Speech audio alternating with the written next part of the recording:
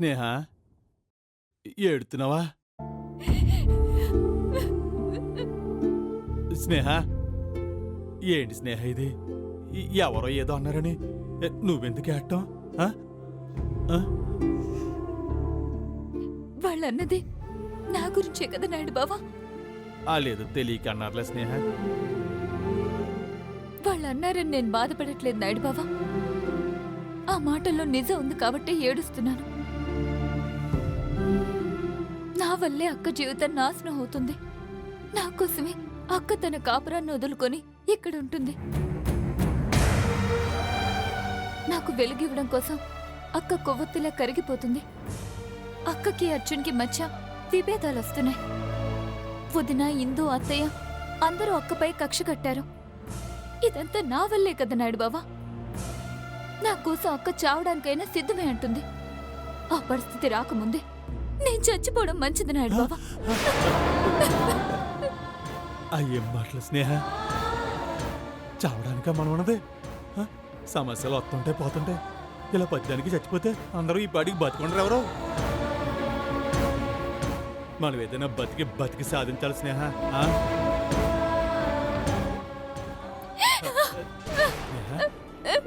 స్నేహ ఏడొక స్నేహ.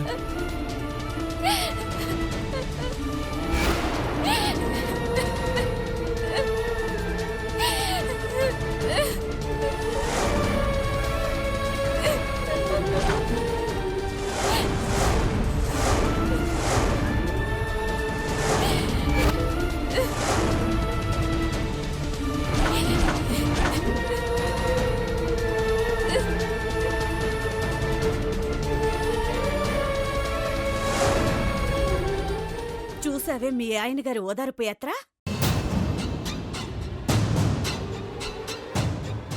అలా నిన్నెప్పుడైనా దగ్గరికి తీసుకున్నాడా? అతగాడి కోసం నువ్వు ఎన్నిసార్లు ఏడ్చుంటావు. ఒక్కసారైనా సరే నిన్నలా ఓదార్చాడా? కనీసం కన్నెత్తైనా చూశాడా?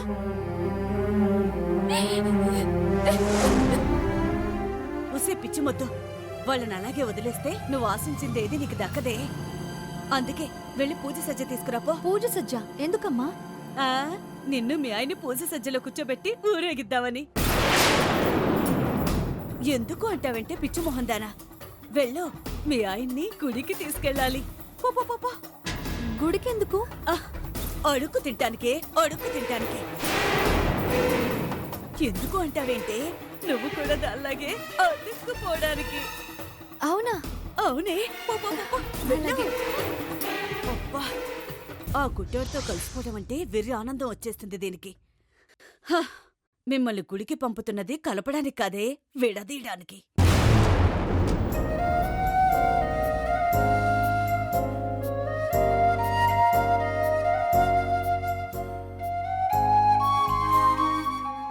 స్వామి, తప్పనిసరి ఈ ఇంటి నుంచి వెళ్ళిపోతున్నాను. ఇకపై మా అమ్మని, నా చెల్లెల్ని కాపాడాల్సిన బాధ్యత నీదే. వాళ్ళకి ఏ హాని జరగకుండా చూడు స్వామి. ముఖ్యంగా స్నేహకు గమ్యాన్నివ్వు.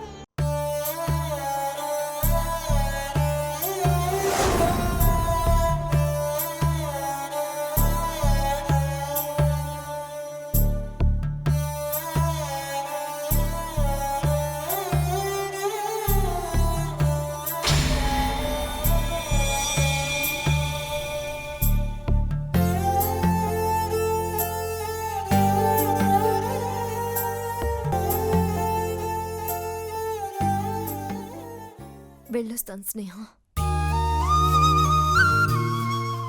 ఆనందంగా వెళ్ళిరాక నువ్వు అత్తారింటికి వెళ్తున్నందుకు నాకు చాలా సంతోషంగా ఉంది. నిన్ను విడిచి వెళ్తున్నందుకు నాకు బాధగా ఉంది. ఇక నా గురించి ఆలోచించడం మానే అక్క. నాకేం కాదు, నేను హ్యాపీగా ఉంటాను. నా అక్కగా నీ స్థానం ఎప్పటికీ ఉంటుంది. కానీ బావ పక్కన నీ భార్య స్థానమే ఆపదలో పడింది. దాన్ని కాపాడుకో. నీ కాపురాన్ని నిలబెట్టుకో అక్క. అంతే చాలు మాకు.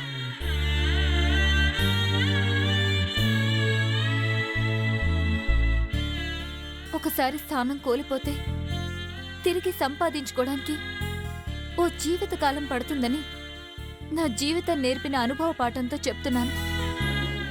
నీది అనుకునేది దేన్ని వదులుకోకు. మనలో సగాన్ని మరొకరికి పంచేయడం కన్నా మించిన బాధ మరొకటి లేదు. ఆ కష్టం నీకెప్పటికీ రాకూడదక్క. వెళ్ళిరాక్క.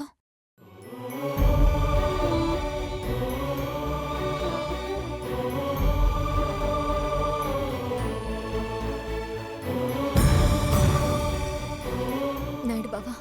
అపర్ణ, వెళ్ళొస్తాను నాయుడు బావా. మంచిది అపర్ణ. అపర్ణ, నువ్వేం బాధపడకో. నువ్వేం ఎక్కడికి వెళ్ళిపోవట్లేదు.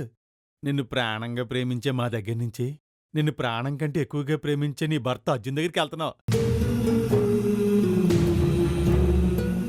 అయినా మనం ప్రేమించే మనిషి కన్నా మనల్ని ప్రేమించే మనిషి దక్కటం, వాళ్ళతో కలిసి బతకటం అదృష్టం. అదృష్టం అపర్ణ.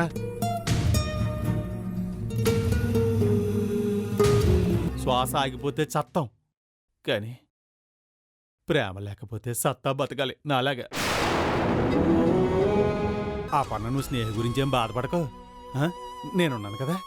ఈ నాయుడు బాబుని నేను చూసుకుంటాను. నువ్వు మాత్రం నవ్వుతూ ఆనందంగా వెళ్ళిరా. నిన్ను నువ్వు చూసుకోవడానికి దిక్కులేదు, మళ్ళీ ఇంకొకరిని చూస్తావా? గుడ్డి సన్నాసి.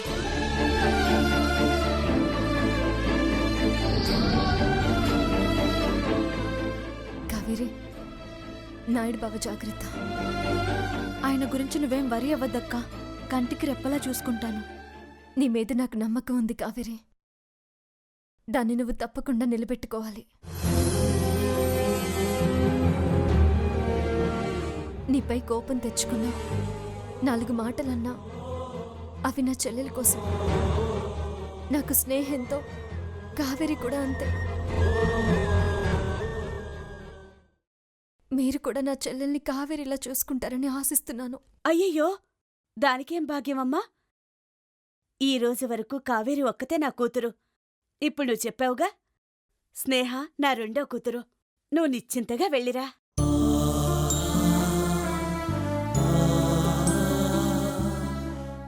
వెళ్ళు వెళ్ళు, అక్కడ నీకోసం పెద్ద సన్మానమే ఎదురు చూస్తోంది.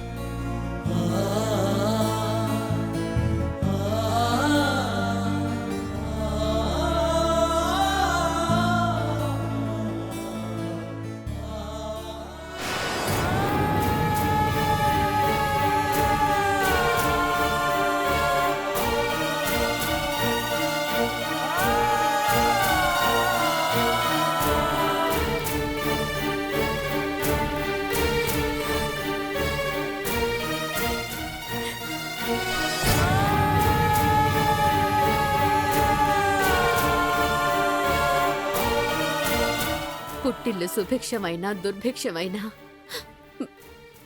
పెళ్ళైన ఆడపిల్లకు అత్తిల్లే సొంతిల్లమ్మా. నువ్వుండాల్సింది అక్కడ గాని ఇక్కడ కాదు. భార్య తనని ప్రేమిస్తుందో లేదో అన్న అనుమానం భర్తకు రావడం అన్నది ఏ ఆడదానికి జరగకూడని అవమానం. ఆ పరిస్థితి అంచుదాకా వెళ్ళావు.